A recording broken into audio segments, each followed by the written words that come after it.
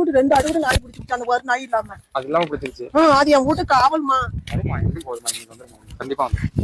உண்மையில கண்டிப்பா சாமிக்கு போதுமா? சத்தியம் சொல்றேன், வந்துரும் கண்டிப்பா. அப்படி தூங்குற அந்த ஆட்டுக்கிட்டே இதுதான் டக்குனு ஆட்ட வச்சு நாய் இல்லாம பாதுகாப்பு இல்லாம இருக்கு. அதுக்கப்புறம் இருந்து எவ்வளவு நாளா உங்கள்ட்ட இருந்தது? அது ஒரு வருஷமா எங்ககிட்ட தானே இருக்குது. அங்க எங்க சுத்துனது. எங்க வீட்டுல பேர் என்ன? அதுக்கு பேர்லாம் நான் வைக்கல. பேர் என்ன தம்பி நாய்க்கு? பாருங்க, பாதுகாத்திருக்கு. நீங்க பேர் வைக்காம வச்சிருந்தீங்க. அந்த பயலுக்கு தெரியுது பேரு. வந்துட்டா எனக்கு நல்லதுங்க. அது மேல அவ்வளவு ஆசையா இருக்கீங்க.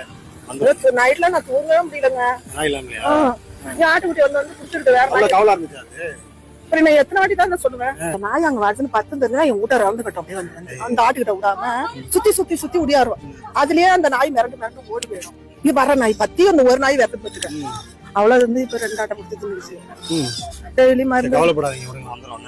நீங்களும் வந்துடும். சாமிக்கு பூஜை நடந்து போறதுக்குள்ள வந்துடும். சரி, இப்ப நல்ல விஷயம். சரிங்களா? ஏதோ பணம் காசு வைக்கணும்னு வைக்கிறோம். வருத்தப்படாதீங்க.